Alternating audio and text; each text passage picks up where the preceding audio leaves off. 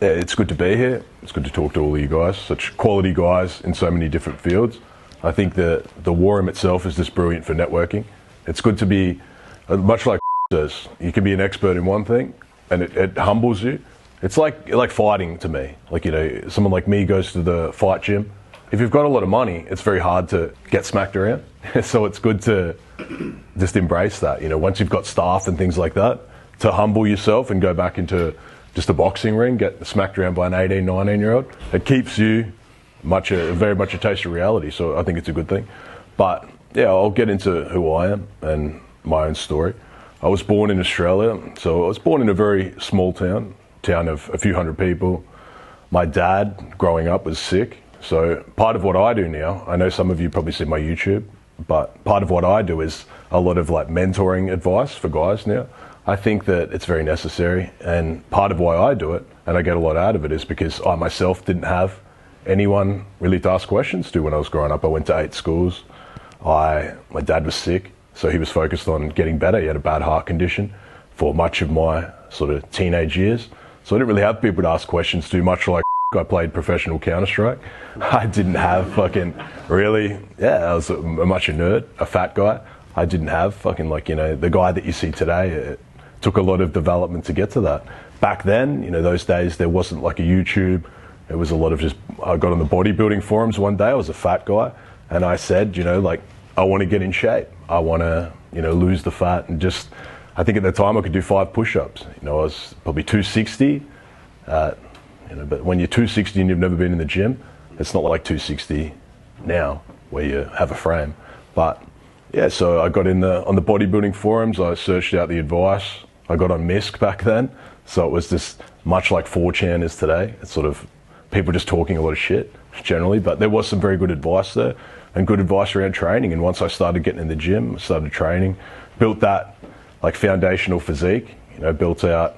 I think that your foundational fitness, I think it's extremely important. I think that's got to be the base of a man, because it's very hard to have a frame with other people if you stand for nothing.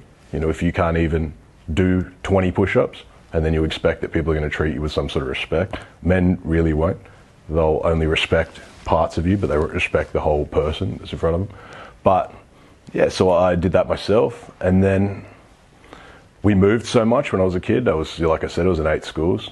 So I had very much a lot of the stuff that I figured out myself. It was only just done on my own doing. So when I jump online now and I talk, it's generally I find that I'm trying to talk to the guy that I was. You know, when I wish that I had someone like me to talk to at that point. So it's very important to me now that I do that. And yeah, so we're up to probably 18, 19 for me. I had just starting to get into shape. I dropped the Counter-Strike off. I played professionally. We were probably, I don't know, maybe in the top 10 teams in Australia, but back then there was no money in it. It wasn't like people get paid now. You can make, you know, massive amounts of money and stream and do all that sort of stuff. There was fucking no money in it. Even if you were the best, maybe you get a trip overseas out of it, but it wasn't big money. Tournaments were 20K. If you won a national tournament, it was 20K between 5 people and then a coach. So that's for the fucking number one. So the pay was fucking terrible. And I was playing it much like probably 14 hours a day and things like that. I was playing massive amounts of time.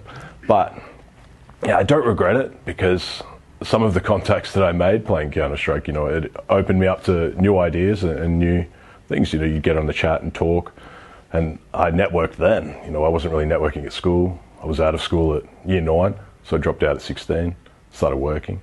So yeah, once I hit about 19, 20, I went out. I started to, I'd never been out, never been to a club. I'd never fucking like, you know, really been like an experienced person at all. And then I went to the club first time on the Gold Coast. I went out with a friend of mine. And then I met a girl there, a fucking Russian girl, of all girls. And she said, why don't we come with me down to the beach? You know, I'm thinking, oh, yeah, right, things are progressing well, you know, we're going to fuck. And then I takes me down to the beach, and then we're sort of kissing, like things are going good. 6 guys show up, and then fucking, lo and behold, I got rolled. And I had my eye socket smashed, and I also got robbed. But before that, I hadn't really been, I was a computer nerd, so I hadn't really been exposed to violence. And fighting was very different than what I thought it would be. I thought a fight was sort of back and forth, but people just absolutely fucked me up. You know, 6 guys, and yeah, it's very different. I woke up, had a broken eye socket, had to get surgery, blowout fracture. And then after that moment onwards, I remember when I woke up in the hospital, I thought, I'm kind of just like a victim. Like, I was walking around, I didn't have any. I was in the gym though, so I had some sort of like basic physique. I'd already had a little bit of that under control, but I didn't realize like the realities of life that much. And then after getting the shit bashed out of me, I realized, like, you know, that this is a real thing, that it can happen, that every man really needs to like be able to defend himself, but if not defend himself, have like, not be naive, you know, have some sort of like situational awareness in general, that things like that do happen. And then not long after that, that would spawn a big thing. I wouldn't play video games really ever again. After that moment, I fucked that off. And then I started looking at other things to do. I started to do security. I worked as a bouncer for maybe a year and a half after that. I just got into that a few months after. I started going to the gym, started hanging around actual men. You know, not the computer guys, they were still good guys, but when you're into video games and things like that, you know, the sigils are really kind of like non-existent. Like even one, to be a master of one would be very rare. In Counter-Strike, no guys had money. Guys didn't really have a physique at all. It's not like now, it's more like a bit celebrity style. You know, guys can still have their shit together and play, but back then the money was terrible, so yeah, so I started doing security and got to be around men, kind of like the guys that we have here today. And I just started to pick up traits from them, you know, started to pick up like attributes and also get exposed to ideas and around like frame and having boundaries. You know, I realized these guys, they wouldn't just let people fuck with them. You know, you couldn't, they had limits. You know, you can't just push them around, or they have limits with women as well. They won't just be in relationships where they get treated poorly. They're not afraid to like live in scarcity. They are able to end relationships that are bad and friendships that were bad, which is important. But yeah, then after that I would bounce for a year and a half, and then I joined the army. I joined the army in Australia. I joined as an avionics technician. I had every fucking career path that I could possibly get. When I took the tests, my aptitude was really high, but I had no like discipline. I had no motivation. I had all the smarts, like book smart, but I had really like no life skill. So when I joined, it was like being exposed to, I don't know, partying, girls, all the shit that I'd never really like spent a lot of time around. I'd been around it, but I wasn't really going out a whole lot. I would still be more like a introverted person, but yeah, so I spent the time in the army, ended up getting out. I got out with major PTSD from near drowning that I had in the army, but it would still be a very good experience because I learned about the brotherhood and the importance of having like good guys around you, and I learned that a group of guys can accomplish a lot if they're on the same task. You know, it's very different with, even if you've got two brothers by your side, you can do a lot. Like if all guy is pushing his energy into one direction, you can knock a wall over. It's not really, you know, something that I would ever forget, what a group of guys can do. Like a special forces unit, like, you know, a section, it can be very small. It can be 4 guys. You know, 4 guys can do all the work of like 50 guys if they're like trained and moving in one direction. So that would stick with me for a very long time. It would probably be one of the reasons that brought me here. And when I got out of the army, I got out and was completely lost. I had just before I was getting out, I had a suicide attempt. I tried to pretty much take my life before I got out. I didn't know what I was going to do. I lived in Townsville, which is up the top of Australia, and I would be moving down to Brisbane. I didn't know anyone down there. I had my whole life. I was set that I was going to be in the army, and then once that was like blown up, I didn't really know what to do. I didn't know what I would do.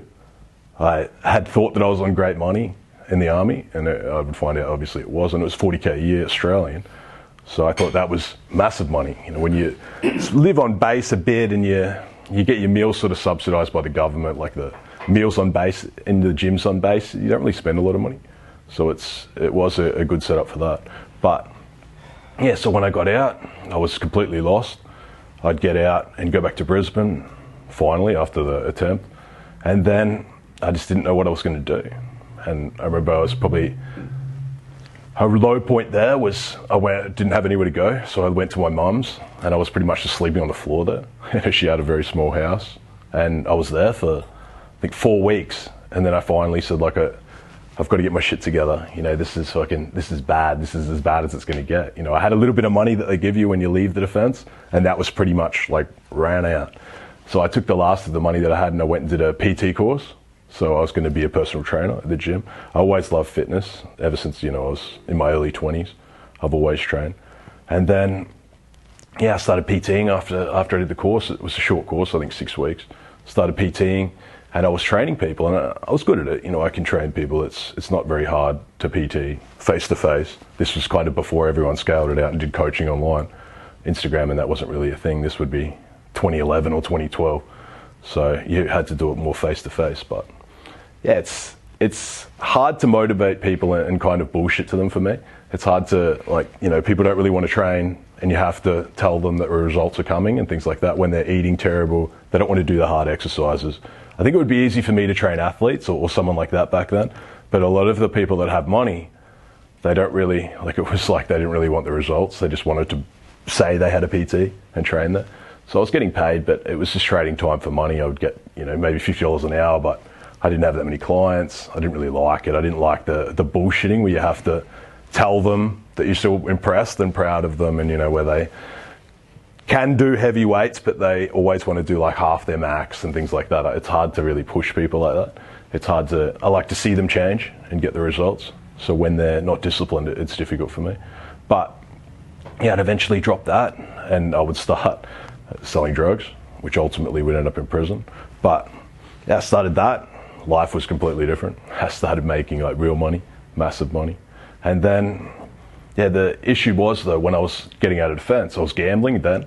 I was gambling a lot on the pokies. I don't know if that's really a fucking thing over here, but the poker machines, it's like a machine and kind of like the fruit machines in the UK. I was crazy on those. I'd gamble nearly every day. And I never really stopped that. And then as I got more money, it accelerated because I had actual more expendable income now. And the drugs, when you've got a lot of money and your sigils aren't lined up and you think, like Luke said before, you start to think like you believe that you're the man, and it's hard when you're around people because those sigils aren't lined up either. So you start to think actually, compared to the people I'm around, I'm doing great. So I just assume that, and then money too, money does change people. Changes you, and if your sigils, like the guys say, aren't lined up, it can really blow you up. And so I was making big money. I'd ultimately have a whole lot of experience in that area. I did it for years, but I ended up getting caught in a bad relationship. I had a bad breakup and my ex went to the police and said pretty much what I was doing. And it gave them an inventory of names. And then they went to a couple of those guys who said, I got my stuff from Steven. So I would get caught, but not really caught with any products or anything like that. But it would still blow me up and I'd end up in prison for that. But before that, before I actually went to jail, I already knew that I was in massive trouble. I got charged for drug trafficking. So I knew there's a realistic chance I would be in for over 10 years. But when I finally stopped that sort of lifestyle when I got caught, and it was sometimes I look back and I think that it was just a great moment to get caught. I got caught. I had a friend of mine who was murdered probably 6 months before I got caught. I'd had a gun pulled on me. I'd had someone trying to murder me. And I knew that it was getting very accelerated. Everything is big now. Everything that we're doing is decades of jail. People get life for this stuff. So I'm glad that I got caught in that regard. And then, but before I actually went to prison, I started to look into why I was gambling and why I took the drugs and things like that. And then I went and saw a psychologist and they said, you've got bad PTSD. And then the PTSD words coming back that I'd really avoided for years and then sort of lived the life that I'd lived. And then, I started to see a psychiatrist. I got put into an Army Veterans Hospital. I spent 14 months there, 24 hours a day. So I've been around a lot of guys that are broken from the war. I've seen that the government doesn't really have a plan for them. It's very hard to treat people when they have a psychological issue like that.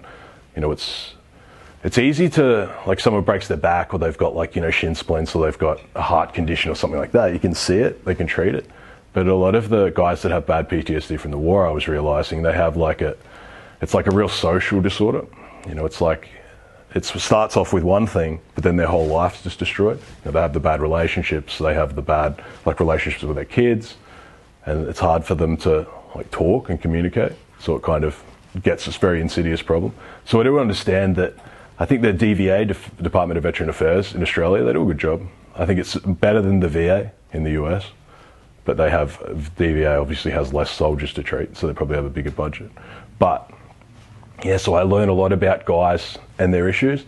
And when I was in the hospital there, because there's really nothing to do in a hospital for 14 months, I was talking to the guys and sort of like, they'd come to me and be like, my wife's this, my kids are doing this. When guys are away from their family for months, that you get some very complicated issues come up. So I was helping them with that.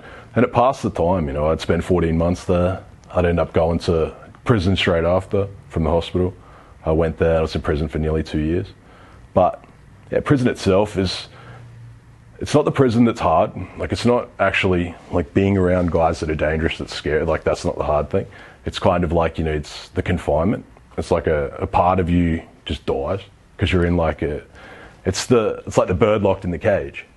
It's just everyone needs freedom. And when your freedom's taken away, you realize that it's actually even more important than your health, really, because if you're free, like if you're sick and you've got X amount of time to live, that's one thing. But if you're confined and you're locked up with an unknown amount of jail time, because I had gotten 6 years, but they didn't tell me when I would get out. Like, they said that in Australia, that if you get over 4, they don't have to give you a date. Like, you can do your full 6 years without parole. If that's what they want, they can do that. So I found out the day before I was getting out that they're like, you're going to get out of jail tomorrow. So I got out, and before I'd gone to jail, I was already like mining Ethereum. So I already knew a lot about crypto before that, obviously, from that sort of lifestyle. So I already had a lot of money to get out to. But then after I got out, so I'd meet a girl, obviously. And then, yeah, I was seeing a girl for a while, but I was still doing like a lot of the fuck boy, like, that like adrenaline, like dopamine spiking sort of life. I'd have the girl that I'm seeing still fucking other girls. And eventually one of the girls that I like hooked up with got pregnant. Those things happen. But when you're on parole and you're sort of like limited to your house, you can't get away. So yeah, I'd have a daughter born. And now that was a complete change, like life changer for me. At that time, I already had money. But after she was born, I made like I was making $1 million a year within 6 months, and I still am. So it was like just completely accelerated me. I realized like, a lot of the stuff that matters is not really what I thought mattered. I always thought the shit that mattered was having like the nicest stuff and being the one that people like look at the most and getting the most attention from girls, just that sort of life. I judge myself based on the girl that was beside me and things like that. And I learned a lot of that stuff's bullshit. Like, if you're not happy with yourself, you don't have that foundation, it doesn't matter who's like beside you, and it doesn't really matter what you have, because you're still the same guy. A lot of guys now I'll talk to and they'll say things like, oh, I just want to get a Lamborghini, or I want to get like, a mansion or something like that, or a yacht. And I'll say to them like, that's not really like, that's just a possession. What do you want to be? Like, where do you want to be 12 months from now? And they'll still say, more possessions and things that they want, or more followers and things like that. But they don't understand that, the people, if they're only there for the stuff, like, you're still the same guy. If you're still the same guy on the yacht, and you're still going to take the same mind that you have onto the yacht. So if you have, like, you go wherever you are, so if you have issues here, just because you're in a new area, that doesn't change. Like, you're still exactly the same person. You take you wherever you go. So, yeah, so I had my daughter, and she's 4 now, and she's a very beautiful girl, I'm extremely proud of it. But I started to think, I started to get a lot of ideas at that time where just like, what kind of world is she sort of going into? I know a lot of us, like, in general, talk about sons and things like that, and it's a very worthy mention. But I always think, like, would you want your daughter, like, involved in that sort of, like, what guy would you want for her? Would you want to, like, create a bunch of people that pump and dump girls, and then, like, your daughter's going to be pushed into that? Like, you wouldn't like that shit sort of happening to her. So I started to think about things like that. It's not just about, like, what I can get from the world. I used to think a lot like that. I didn't really give a fuck. I was always going to get mine no matter what. I don't care about, really, I didn't give a shit about anything else. I don't care if I, like, poison the well for the whole world. Whereas now I think the more you get, you can sort of, like, start to look out. It's like a pyramid, right? And once you get near the top of the pyramid, you've got all your needs are met. You don't have to worry about money. You don't have to worry about, your fitnesses, your healths, your freedom, all that sort of stuff's there. And then you can start to look out and be like, what's happening outside, outside of me, what are my actions affecting the world?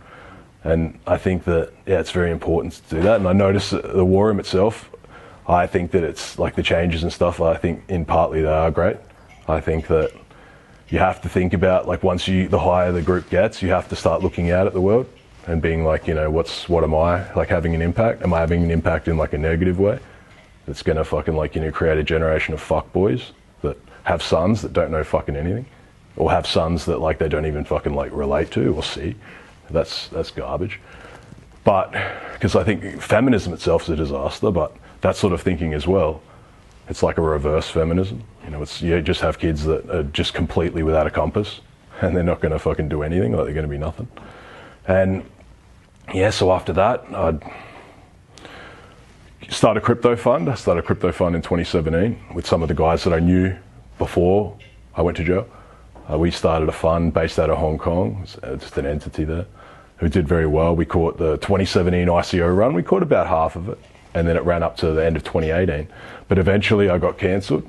So we had a competitor, I guess, like search my like entity records, like search the entity records for who were the partners. There were 8 of us, and then search my details and eventually doxed me and said, oh, this guy's, you know, a criminal and all these things. And the hardest thing with tech, if you like, even crypto is tech, it's a tech product. That's very blue-pilled on top of it. Like, the guys are very blue-pilled. They're not very understanding of anything, especially if it's criminal things, but also they're raising money. So it's hard for a startup that's raising money to be associated with any sort of, like, even if one of the investors in the fund was a criminal, it's still very murky because they have to get other investors, and especially if it was a lead investor, which we were. So we had a lot of projects start to distance themselves from the fund itself. It was a lot harder to, and this was pretty much after the bull run in 2017. This is now 2018, so a lot of people had money. Like, you know, when we were in 2017, there wasn't as much money around this as now. There's so much money now. The concept of getting into startups or things like that, or as a seed investor or things, there's just so much capital now. And anything good, it's very difficult to get into. So we had a news article came out, you know, Stephen's like an ex-criminal running this fund, and I had to step down. You know, I had to step down and say that I wasn't associated with the group anymore. You know, I wasn't associated with the fund. They would move off to make another fund, and they made, you know, probably 9 figures in that I wasn't a part of. So you have to understand that history will always have consequences in the future. But yes, so that's up until the funding stage. I still don't mind that. You know, I've done very well myself since. You know, I do a lot of consulting for that fund. So they come to me if they have questions generally around like tokenomics, like, you know, the token structure, the routes to go, like certain narratives. I find that I have like a very layman's term understanding of what people want, because I think based on my history, I've sold products that are addictive for a very long time. So I have an idea what works, like what people actually like and what they get behind. I've seen addiction for a fucking very long time. I myself have taken, you know, times where I was like just turned into a cokehead. When you have lots of it around, it's very hard not to get involved in your own product. But yeah, so I've had, as a person, I would say some massive lows, but I would also say I've had very massive highs. So I don't really, you know, I look back now and people will still say, like, you know, do you regret this or do you regret parts of this? It's hard to regret because I have my daughter. You know, I look down and she's there. If I didn't have her, maybe I would look back with some regret, but yeah, I don't really regret anything because of that. You know, I have a great daughter. I'm not with my ex, she's in Australia, but she's still, you know, she's a good mum. I think that's very important. I don't think it matters so much. If you break up with a person and they've got your kid, I don't think it matters as much, you know, how, like what they think of you, as long as they're a good parent. You know, that has to be a thing that you consider when you have I think when you're with a woman and pregnancy is an option, you have to think like, is this, if my kid turned out like this woman, would I be happy? Because that's generally how it goes. Not really your intentions, but they turn out exactly how you were. So I think that's a massive thing. And then, yeah, 2020 happened with Australia. I was still on parole, so the COVID bug happened. I was still on parole, so for me, when guys are getting locked down, I was almost like, yeah, okay, because I was locked down. You know, I couldn't do anything either. So when guys were getting locked down and couldn't do anything, leave the house, I was already there. You know, I was on restrictions for that anyway. So it made the time go faster for me because everyone was in it. And then, yeah, once 2022 came and I could leave Australia, once my parole ended, I left that day. I didn't stick around. I left that very day. Because the hardest thing with Australia, and it's probably like that in a lot of the world, if you have a history with the police and they see you like driving around nice things and you're a success, it's very hard for them to not fuck you over. Because the police themselves are like, I don't want to see this. I don't want to see this every day. So yeah, I left and I met Mike, how it all started. I met Mike in, where was it? Guadalajara. I met him in Guadalajara. And it started there. I met him and I met as well. He's not here, but he's another great Australian guy. And yeah, then I would come to meet his friends. I met Jonah and Ethan as well. And we've started a crew. We have our own crew in Warsaw here, and it's a great city. I come here on the guidance of Jules, Sartorial. I talked to him in Dubai. I said to him, well, a few of us were there. We sat down and we said to him, like, what's the place? What's the best city? What do you recommend? I don't want to go back to Australia. And he said, I think Warsaw is great. I think you'll like it. He said originally Ukraine, but with this conflict. And now he said Warsaw. So I've stuck to his advice. I think that a big thing about life is getting advice from people that you would emulate. And I think that it's mostly bullshit that people say, you can get advice from anyone. Like, you can get advice from anyone that's got results in that field. You can sit down with anyone, someone might have results, building houses, and that might be their job. And if you have a question about that, you should ask them. But I don't think that a lot of guys just give advice now and they just pretty much like parroting crap off Google. It's difficult.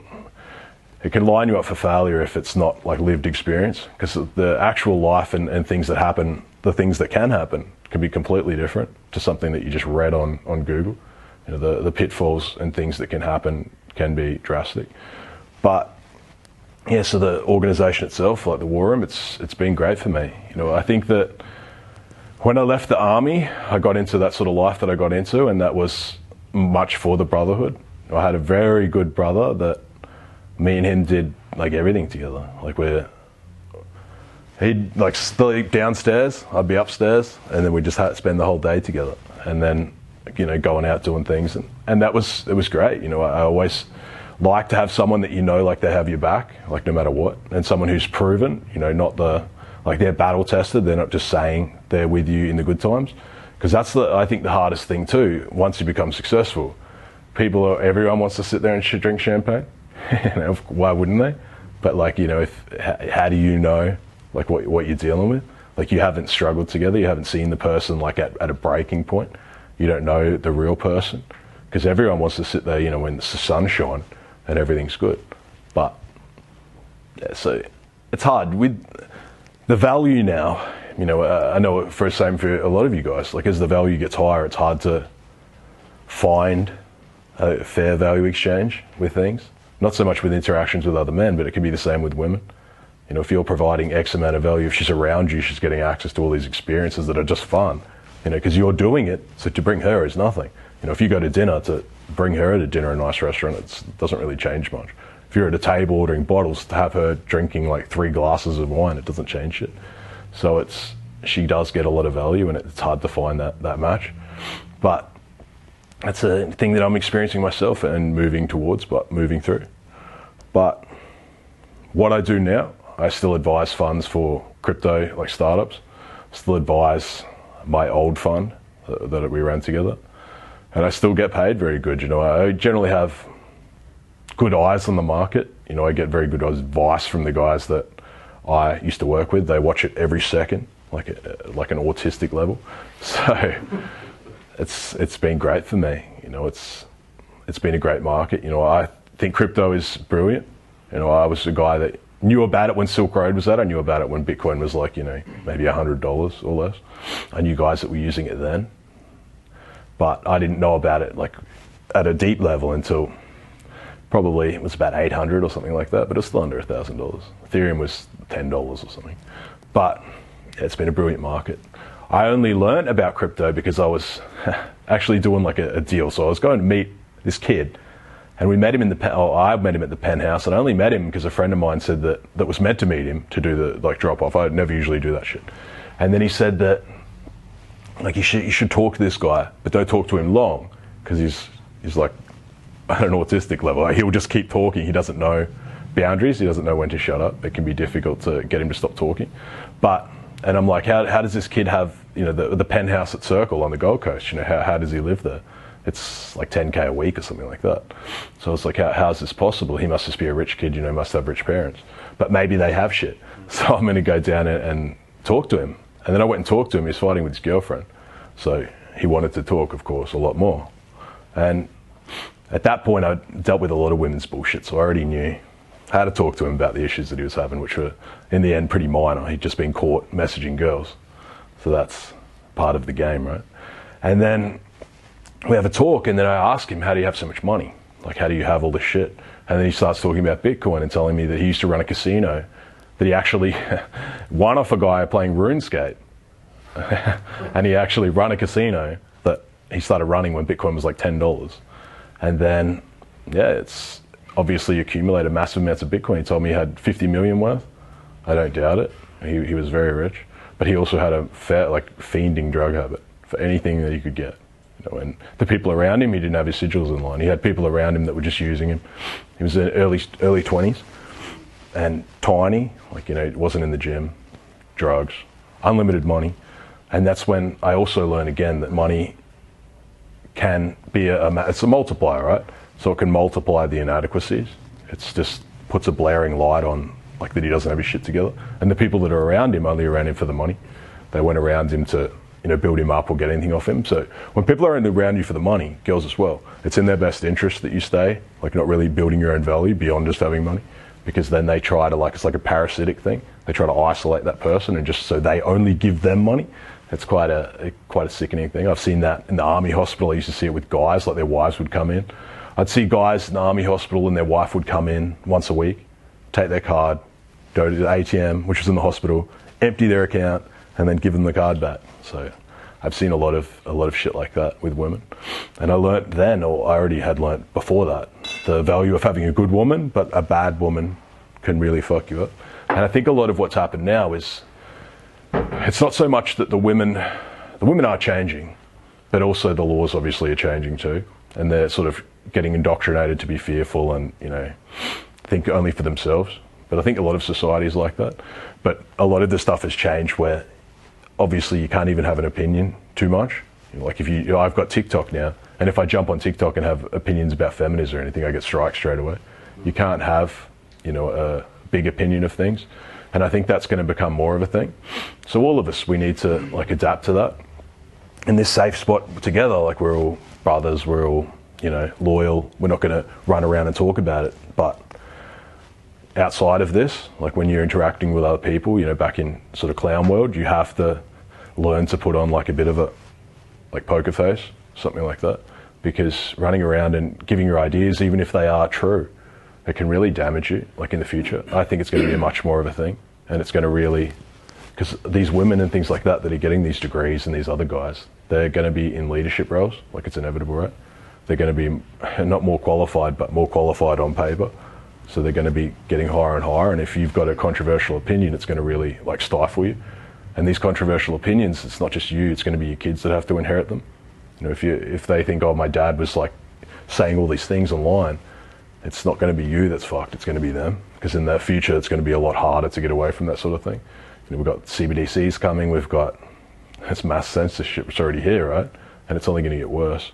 And it's always like, I guess social credit is here to a degree, because what you say online doesn't really disappear. Like, we see what's happening with the Tates now. So if you have a controversial opinion from years ago, they sort of bring it up as though you just said it yesterday.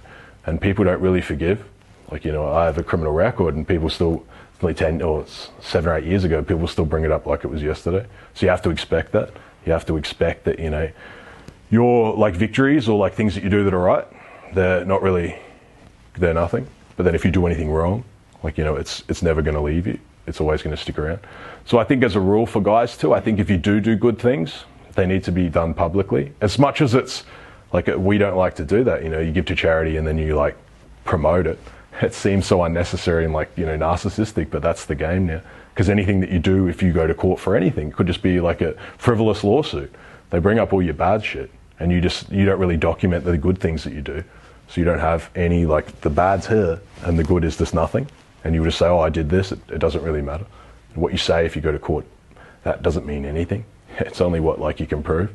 and you can only prove it. And if you have to get information in a short time, it can be very difficult. So it's good to have that sort of stuff done. You know, promotion, I think with a lot of what Mike does, I get advice from Mike on my content. I think a lot of guys need to be more public. I think that if you're obviously in certain fields, privacy is important. You are not going to like disclose exactly who you are. But I think for most guys, they need to be better promoters of themselves. I think in general, women are way further ahead at marketing themselves than guys. I see a lot of guys where they're a great product, but they're just marketed poorly. They're either marketed as someone that they're not. They're trying to like portray an image online, kind of like of someone that they aren't, but also someone that they don't even want to be.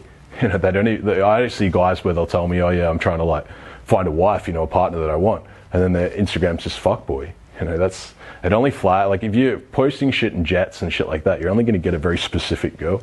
You're only going to get the girl that wants to be in the jet. It's not the girl that wants to fucking like build with you and do shit and raise your kids. It's only the girl that's going to be treated like, you know, basically a kid herself. It's like having someone around with you that you have to look after every second. That's hard, because eventually you're going to have kids and you're going to have like a conga line of people that are fucking like you're looking after. It's not that easy. It's quite draining. It seems good in theory because you have more control, right? Like if someone's relying on you, you can control them. But that's very fucking draining. Like that's a lot of work. And when you eventually have kids, you're going to have even less energy because they're going to need the same sort of treatment. So I think that, yeah, with women, when you do things, you've got to I think you've got to vet that they'll be a good mother. I think that's a very important thing. It's a very underrated trait now. A lot of the society, it sort of doesn't really put a value on that. You know, that a woman's going to be a good mother, that she has morals and she's got like, you know, integrity, where if she says shit, she does it. She might not be the 10 out of 10 or the 8 out of 10. She might be just the 7 out of 10. But if she's a good mother and she's got integrity, morals that she won't break, you know, some rules that she won't break, I think that brings her up points versus the other girl who you might have a kid with and then she's just a nightmare. And then a lot of stuff will change. You know, I'm sure the fathers in the room, but for me, a lot of stuff changes when you have kids. You know, it's easy to talk and say like, you know, I'm going to have kids and I don't really care if I don't see them and things like that. But when that actually happens, it kind of like fractures a part of you. I think, you know, a man that doesn't look after his own kids, you can't really trust him. Like, how the fuck is he going to do shit for you? Like, he won't even look after his own fucking kids. Like, how's that even a friend? Like, he doesn't stand for jack shit. His own kids out in the wild, he doesn't care about them. But, yeah, so that's I think same thing with Mike doing content. You know, I have to go back to that because I think it's a very strong thing. I think every guy needs to be better promoted and every guy needs to sit down and write like who he wants to be. Kind of, I had done that in prison, one very similar to that. I wrote down everything that was wrong with me and everything that was good. Everything that I would change if I could and exactly where I wanted to be. Like 1 year, 5 years, 10 years. And I learned a lot about myself. I learned that a lot of the shit that I thought I wanted, I didn't actually want. And once I thought that, you know, I wanted the 5 girlfriends and the fucking like, you know, the role, like all the nice shit, all the like Ferraris and shit. And I learned a lot of that stuff. To me, I'm not saying everyone, but a lot of that stuff gets old after you've driven it for 1 week. You know, it's just that now it's a part of who you are. So now what's the next thing? And that stuff doesn't really end because you're just the guy with the Ferrari now. But then you're around other guys that have like Bentleys and like, you know, bigger, better Ferraris. And they've got like, you know, a Rolls and shit like that. And then some guys have Bugattis. So if you're thinking like that, the flex thing, it's probably not for you. And I know a lot of guys that do flex, it's for a strategy because they're selling courses and products and their attention gets them more sales. So I understand that for them, it's a brilliant marketing system. But then a lot of guys see that and don't understand that it's a system. Like they don't understand it's a strategy. A strategy is to get money. Attention is money. They have like a funnel, whereas guys just try to get attention, but they're only getting attention from that as a customer. Because now girls looking in being like, this guy's using it as a dating strategy for some reason. You know, and now girls look in and they're like, I just want to sit in that Ferrari. I don't care who's driving it. Because if it was up to her, you wouldn't even be in the car. She would just have the Ferrari without you. So I think a lot of that shit matters. You know, if you ever do a nice thing with a girl, like it's a nice event or something like that, I always think like, if I wasn't here, would she still like be happy to come? Like, would she still want to do this without me? And I think that's a good filter system, good way of filtering out girls that are like pretty much gold diggers. And there are some. You know, I think gold digging itself gets a bit of like a bad fucking word because the more money you have, if she's around you, obviously she's going to do fun shit that's exciting. because you're doing a lot of exciting stuff. But I think that the value exchange has to be there, you know, and it's hard to get, obviously once you're a multi-millionaire, it's hard to get the exact value exchange, but there still needs to be an exchange. I know a lot of guys will say now, like, you know, a girl cooking you a meal and cleaning and shit like that doesn't matter because you can just get it made. But that's bullshit. You know, people doing things because they love you is completely different to someone doing things because you pay them. You know, that's like a customer brain. That's like getting an escort and then being like, it's exactly the same as if she like loved me. It's obviously like the sex is different. It feels different. It's that for a reason. You know, love exists and it's very fucking real. And it's an important thing for guys to have. You know, it's an important thing to have between brothers and between like your family and women and things like that. And I find a lot of guys now, they get taught that like to love a woman is just too risky. You know, like I can't love anyone because they could disappear. And if that's going to be really crippling, because you need to understand, like, get rid of that, used to that, like fucking losing, because it's like saying, oh, I want to run a business, but I don't want it to ever fail. Like most businesses fail, especially small businesses. Most relationships will fail, you know, more than half. Especially not marriages, like marriages maybe it is half, but relationships until you find, you know, your own groove. You're going to be dealing with that sort of stuff for your whole life, so you're best to get out of the way quickly. And yeah, that's a big part for me. I think that, yeah, myself, I've learnt that, yeah, love's a big thing. With brothers, it's very important. I know in the media and things like that, they're taught that if you're like, oh, I love my friend, they'll be like, you're you know, and then they'll be promoting fucking that sort of stuff as well on the side. And that's just to separate guys. That's to create division.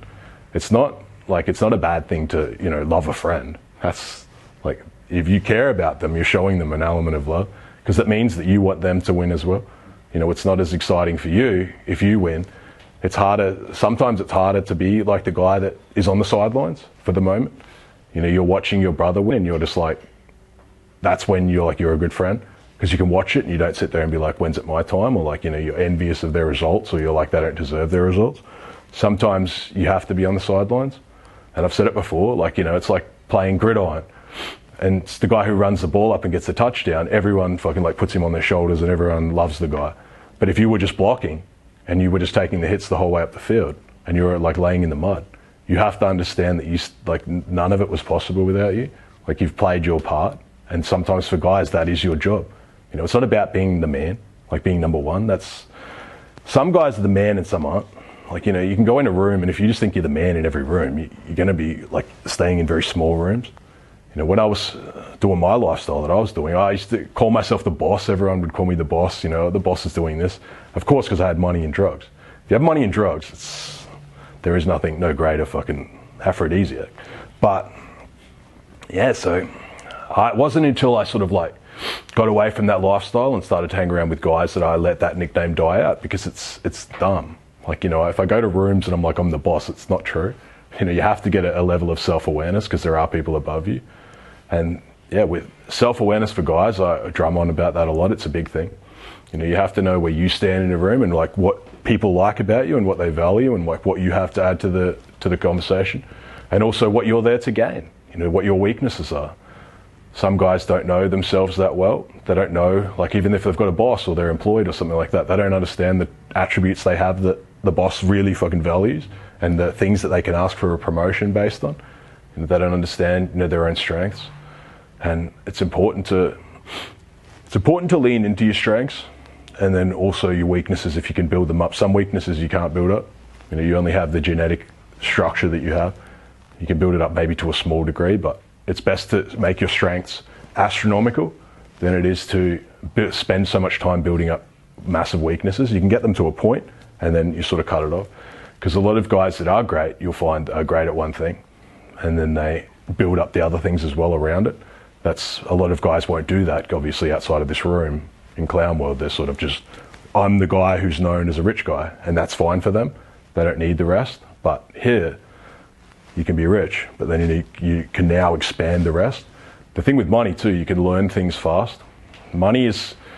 People say money doesn't matter, like outside of here, you know, it's like a cope thing in clown world, but money, it matters because you can learn everything very fast now.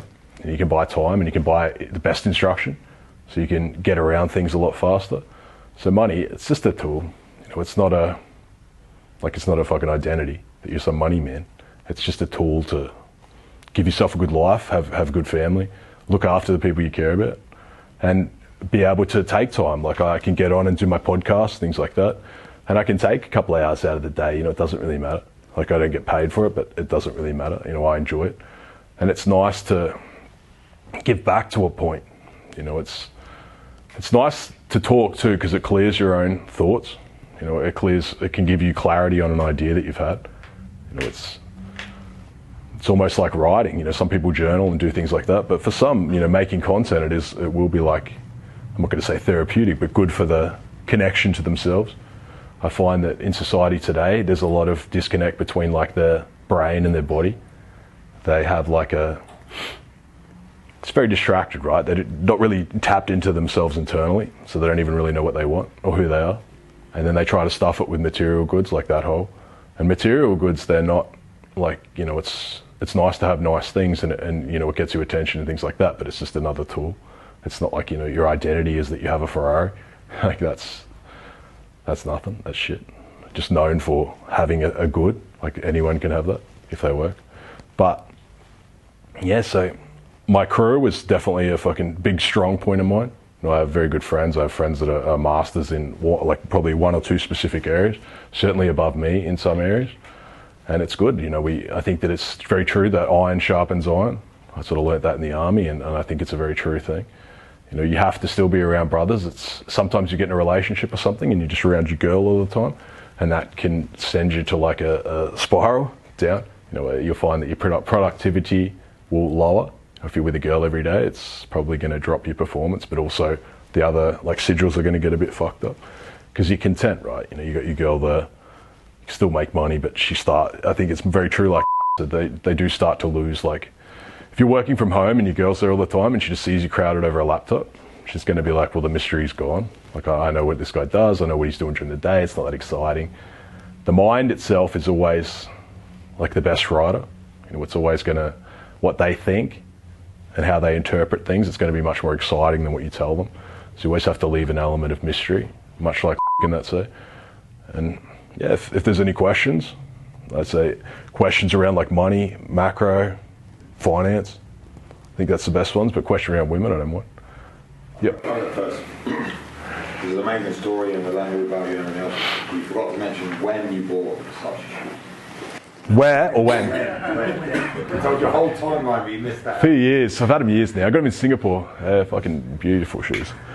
They're good. Good question. The important stuff straight up. But no, yeah, money I'm happy to cover. You know, you can get into money a bit. Guys want to know whether they think the macro is, like where I think the macro is in investing at the moment.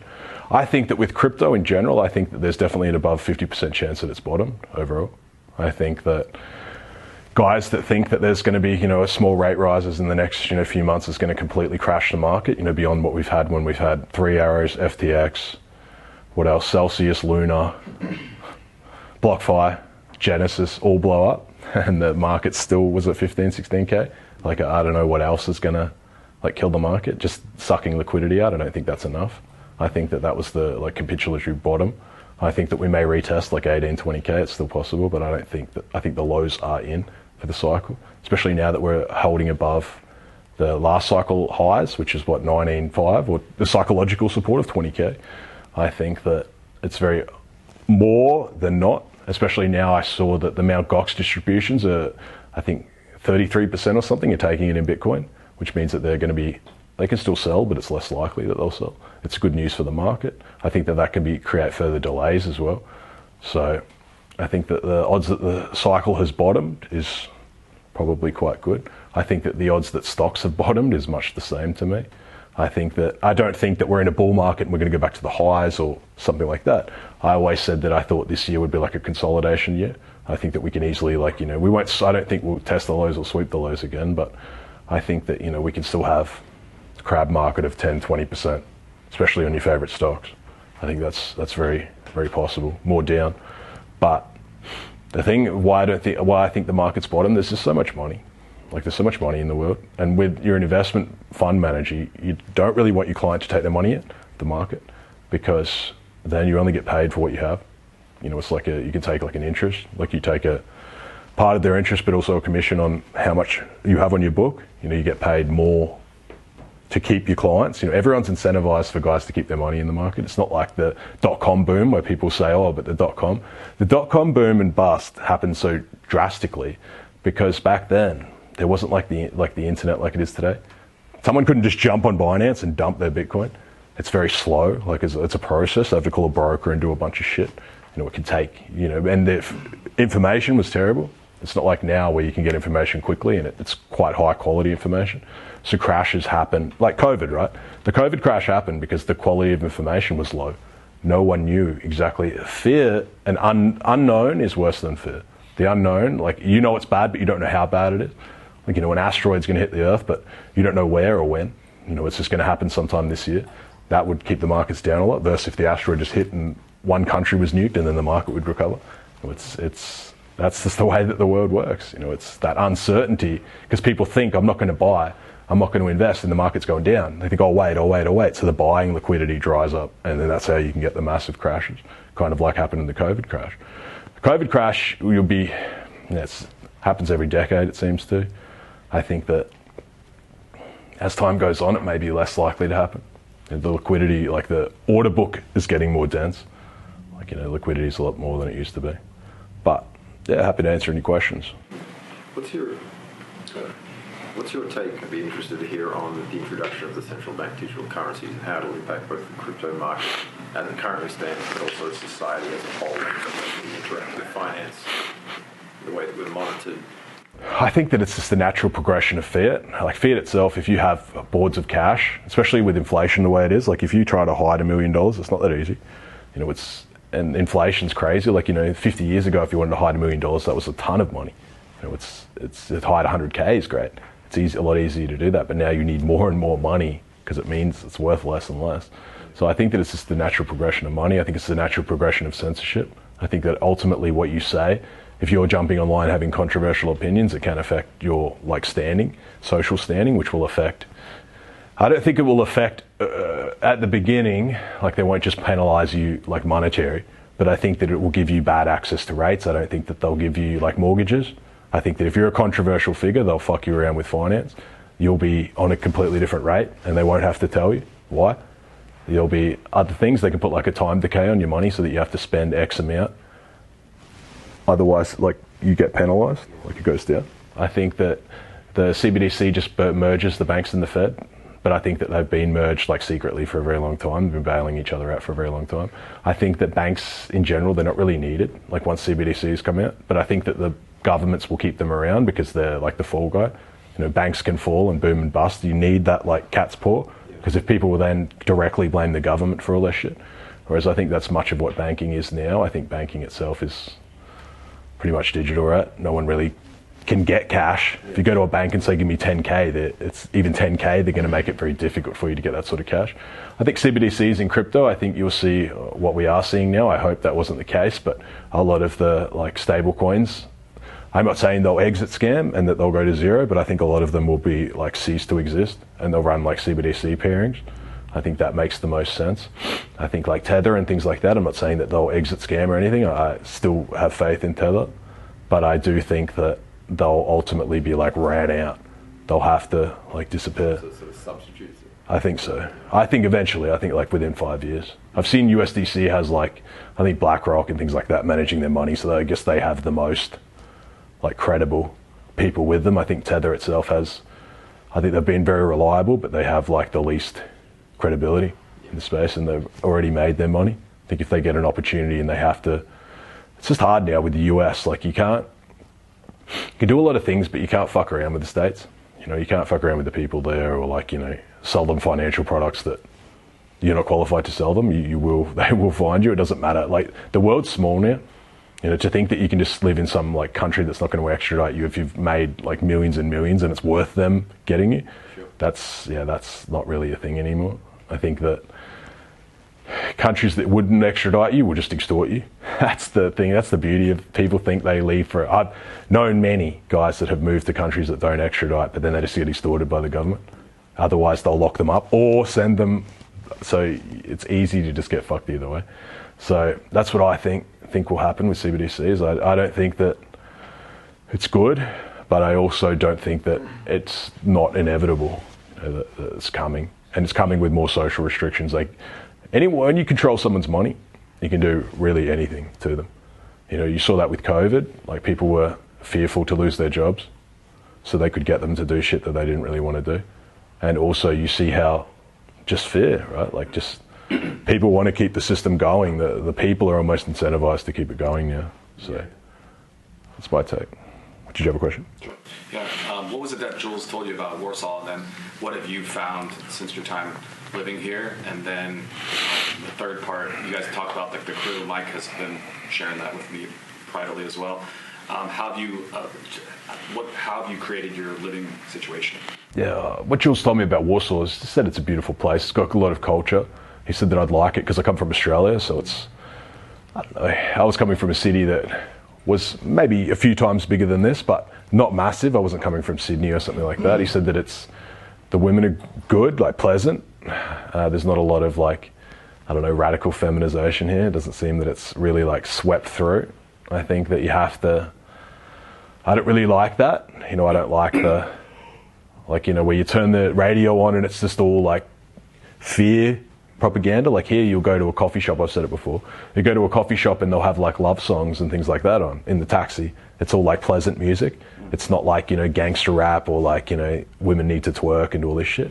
It's a completely different, like you go to the club here and I've never seen a girl twerk. I've been to the club here probably, I don't know, 30 times something. I've never seen a girl twerk one time.